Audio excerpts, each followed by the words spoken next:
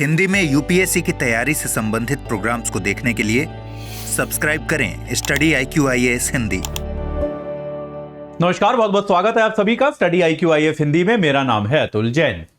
अगर आप लोगों ने पिछले 1-1.25 साल की खबरें फॉलो करी हैं तो आप सभी ने शायद अदानी समूह पर जो आरोप लगाए गए देश भर में, दुनिया भर में, उनके बारे में जरूर पढ़ा होगा या सुना होगा।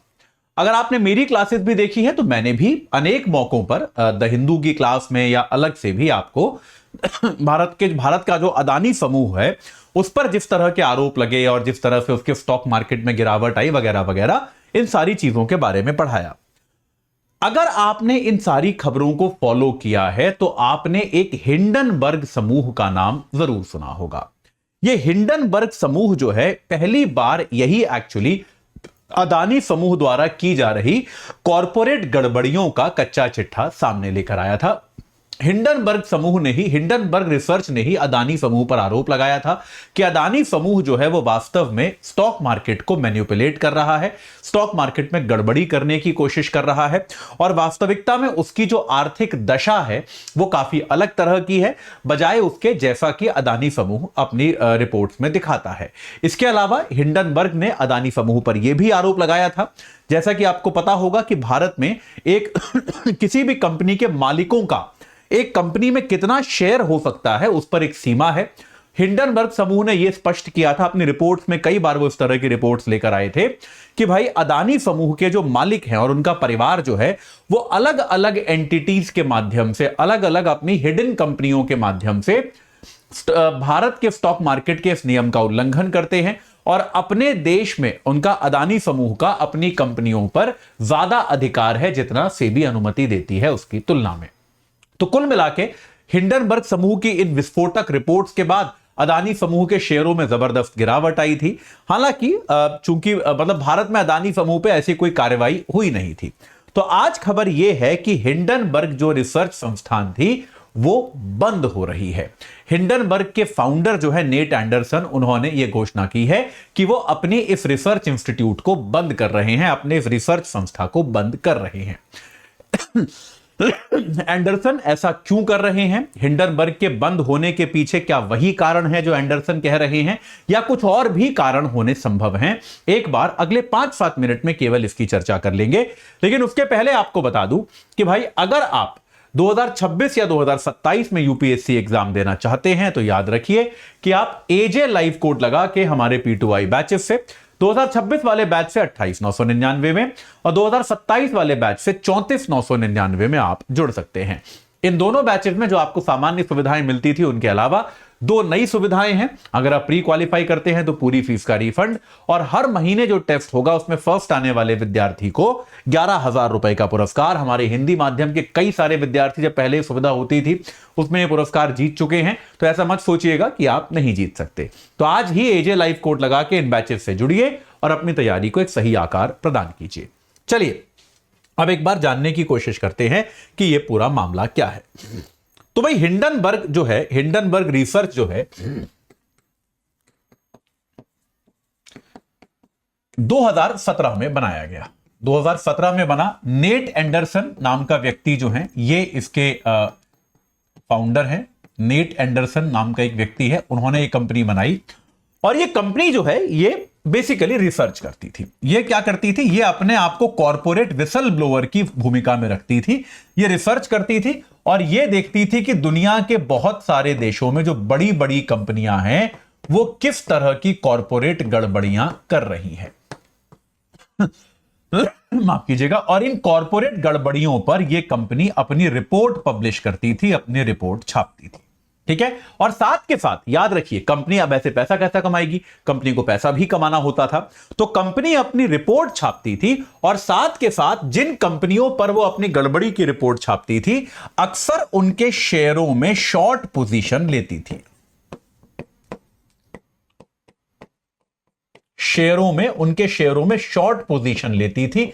शॉर्ट पोजीशन क्या होता है कि जहां पर आप क्या करो कि अगर किसी कंपनी के शेयरों के दाम गिरेंगे तो आपको लाभ होगा। बहुत सिंपल सा आपको 1 मिनट में समझा देता हूं कि आमतौर पे शेयर मार्केट कैसे काम करता है। आप पहले सस्ते में शेयर खरीदते हो और महंगे में शेयर बेचते हो। शेयर मार्केट में आप ऐसे लाभ कमाते हो। शॉर्ट पोजीशन में इसका ठीक उल्टा होता है। जैसे एग्जांपल के लिए मान लीजिए अदानी समूह का शेयर, एग्जांपल दे रहा हूं, है ना, ये नहीं कि अदानी समूह का शेयर तो सर इतने का है, एग्जांपल के लिए बता रहा हूं। मान लो अदानी समूह का एक शेयर आज की तारीख में 100 रुपए का है, उदाहरण के लिए, और हिंडनबर्ग को पता है कि यार हमारे पास अदानी के बारे में ऐसी जानकारी है जिसके बाद इसका शेयर गिर के 50 रुपए का हो जाएगा, ये हमको पता है। ऐसा हिंडनबर्ग को लगता है कि हमारे पास ऐसी विस्फोटक जानकारी है, हम रिपोर्ट में छाप देंगे तो अदानी का शेयर जो है वो गिरकर 50 रुपए पर आ जाएगा। तो हिंडनबर्ग क्या करता है, शॉर्ट पोजीशन में आप क्या करते हो, आप इन शेयर्स को पहले जो है उधार पे ले लेते हो। ठीक है, आप क्या करते हो, बाजार में आप ऐसे लोग ढूंढते हो जिनके पास अदानी के शेयर हैं। ठीक है, और आप क्या करते हो, उन सबसे कहते हो कि अपना शेयर आप हमें उधार दे दो। मान लो आपने क्या किया, ऐसे 1 लाख लोग ढूंढ लिए। ठीक है, आपने ऐसे 1 लाख लोग ढूंढ लिए, तो आपने बेसिकली 1 करोड़ रुपया जो है आपने इन लोगों को आपने अभी पेमेंट नहीं किया। आपने कहा कि अपना शेयर हमको उधार दे दो, हम तुम्हें कुछ दिनों बाद तुम्हारा शेयर वापस कर देंगे और साथ में प्रति शेयर 2 रुपए एक्स्ट्रा भी देंगे। तो यार जो आदमी शेयर लेके बैठा था उसको लगा ठीक है मेरे को अभी बेचना तो है नहीं, तो मैं शेयर उधार दे देता हूं और 15 दिन बाद मेरे को 2 रुपए एक्स्ट्रा मिल जाएंगे। आपने अभी शेयर खरीदे नहीं है, इनका पेमेंट नहीं किया। ठीक है, तो इस तरह से हिंडनबर्ग के पास क्या हुआ, हिंडनबर्ग के पास अदानी समूह के 1 लाख शेयर उधार में आ गए। ठीक है, यह बात सही है, यह बात क्लियर है कि नहीं है, इसमें तो कोई दिक्कत नहीं है। माफ कीजिएगा। हां जी, तो अब क्या हुआ, हिंडनबर्ग समूह ने ये जो 1 लाख शेयर उधार में लिए, हिंडनबर्ग समूह इनको अभी बेच देगा और आज की तारीख में बेचेगा तो भाई 100 रुपए के दाम पे शेयर बिक जाएंगे, और 100 रुपए के दाम पे शेयर बिक जाएंगे तो हिंडनबर्ग समूह की कमाई कितनी हो गई, 1 करोड़ रुपए। भाई आपने 1 लाख शेयर 100 रुपए प्रति शेयर पे बेच दिए तो आपने 1 करोड़ रुपए कमा लिए। उसके कुछ दिनों बाद जब हिंडनबर्ग की रिपोर्ट आ गई तो अदानी का शेयर तो 50 रुपए का हो गया, अगर इनकी रिपोर्ट सही निकली और इनका अनुमान सही निकला। तो अब हिंडनबर्ग क्या करता है, 50 रुपए के दाम पर 1 लाख शेयर वापस खरीद लेता है। तो 50 लाख में आपको ये शेयर मिल गए, और जिन लोगों से आपने शेयर उधार लिया था उन सबको आप उनका 1-1 शेयर लौटा देते हो, और अगर आपने प्लस 2 रुपए एक्स्ट्रा कमीशन भी दे दिया तो भी आपका खर्चा हुआ 52 लाख, जबकि आपका आय कितना हो गया, 1 करोड़। तो 48 लाख रुपए यहां पर हिंडनबर्ग की आय हो गई। तो हिंडनबर्ग जो है यह बात कहता था खुद से कि भैया हम शॉर्ट सेलिंग करते हैं, यह हमारा काम है, इसमें कोई दबी छुपी बात नहीं है, हम ओपन शॉर्ट सेलर हैं, और हम ये हमारी रिसर्च का हिस्सा है कि भाई हम उन्हीं कंपनियों के शेयर्स पे इस तरह का बेट करते हैं जिनके बारे में हमको लगता है कि उनकी रिपोर्ट बहुत खराब है। ठीक है, तो अब क्या हुआ है, हिंडनबर्ग को एंडरसन ने, और ऐसा बहुत सारी कंपनी के हिंडनबर्ग का प्रभाव तो आपको मानना पड़ेगा। हिंडनबर्ग को लेकर नेट एंडरसन ने यह कहा है कि भाई हमारी रिपोर्ट्स के कारण 100 से ज्यादा लोगों पे कार्रवाई हुई है, जिसमें कई लोग तो बहुत धनवान लोग हैं, बहुत बड़ी कंपनियां हैं जिन पर उनके देशों ने किसी ना किसी प्रकार की कार्रवाई करी है। ठीक है, अब जैसे एक एग्जांपल यहां पे दिया गया है कि एक इलेक्ट्रिक ट्रक निर्माता था लॉर्ड्सटाउन, एक इलेक्ट्रिक ट्रक निर्माता था लॉर्ड्सटाउन, तो उसने क्या, लॉर्ड्सटाउन मोटर्स, तो उसने क्या किया, जब अपना एक इलेक्ट्रिक ट्रक लॉन्च किया तो उसने अपने प्री ऑर्डर का डेटा फेक दिखाया। बहुत सारी कंपनियां ऐसा करती हैं, अक्सर अपना वैल्यूएशन बढ़ाने के लिए फेक ऑर्डर्स दिखाती हैं। तो लॉर्ड्सटाउन मोटर्स ने क्या किया, निवेशकों को अपने फेक ऑर्डर्स दिखाए। हिंडनबर्ग ने इसका खुलासा किया और यह कंपनी जो है इसका फ्रॉड पकड़ा गया और इस कंपनी को खुद को बेचना पड़ा। इसके अलावा 2020 में एक निकोला नाम की कंपनी थी, यह भी इलेक्ट्रॉनिक्स से जुड़ी हुई कंपनी थी। निकोला के मामले में भी यह बात क्लियर हुआ, निकोला की भी गड़बड़ियां सामने ये हिंडनबर्ग लेकर आया, और निकोला पर फिर उसके बाद अमेरिका की सरकार ने 125 मिलियन डॉलर का फाइन लगाया। ठीक है, तो इस तरह की चीजें हिंडनबर्ग ने कई सारी करी हैं। अब नेट एंडरसन ने यह कहा है कि यार ये काम हम बहुत कर चुके हैं। नेट एंडरसन ने कहा है कि जिस मिशन को लेकर हमने शुरुआत की थी, अब बहुत समय से हमने ये काम कर लिया, और अब मैं अपने जीवन को सिर्फ एक इसी काम के अराउंड नहीं देखना चाहता, तो इसको हम बंद कर रहे हैं और अब मैं किसी नए प्रोजेक्ट पे काम शुरू करूंगा। उन्होंने कहा कि जितना हमें करना था वो हम कर चुके, और अब जितने हमने प्रोजेक्ट सोचे थे उतने हम कर चुके हैं, तो उससे ज्यादा अब ये काम करने की हमारी इच्छा नहीं है। यह कहकर नेट एंडरसन ने बेसिकली इस कंपनी को बंद करने की घोषणा कर दी है। अब इसका एक दूसरा वर्जन भी है, यह तो वो है जो नेट एंडरसन कह रहे हैं।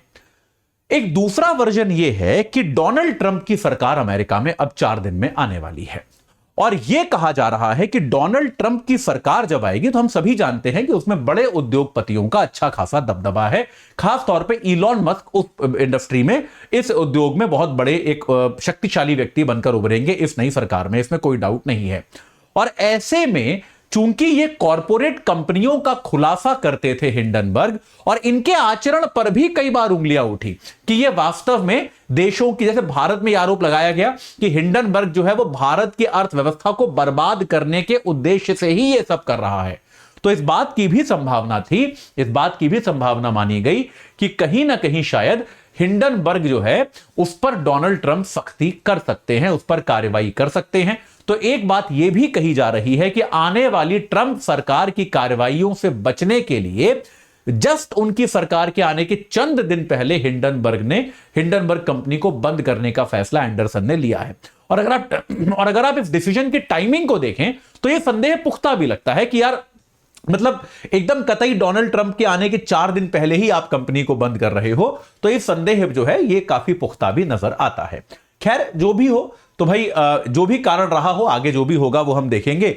लेकिन हिंडनबर्ग जो है एक मान सकते हैं कि वैश्विक बाजारों में कंपनियों के विसल ब्लोअर के तौर पे इनकी जो भूमिका थी, सकारात्मक तौर पर या नकारात्मक तौर पर कैसे भी, वो निश्चित तौर पर याद रखी जाएगी। ठीक है, चलिए तो अभी के लिए इतना ही। जाते जाते आपको एक बार फिर से बता दूं, अगर 2026 या 27 में आपको एग्जाम देना है तो आप एजे लाइव कोड लगा के हमारे P2I बैचेस से जुड़ सकते हैं। 2026 का बैच आपको मिलेगा 28,999 में, 2027 का बैच आपको मिलेगा 34,999 में। तो आज ही एजे लाइव कोड लगाकर इन बैचेस से जुड़ जाइए और अपनी तैयारी को एक सही आकार देने की कोशिश कीजिए। इस चर्चा से जुड़ने के लिए आप सभी का बहुत बहुत धन्यवाद। हिंदी में यूपीएससी की तैयारी से संबंधित प्रोग्राम्स को देखने के लिए सब्सक्राइब करें स्टडी IQ IAS हिंदी।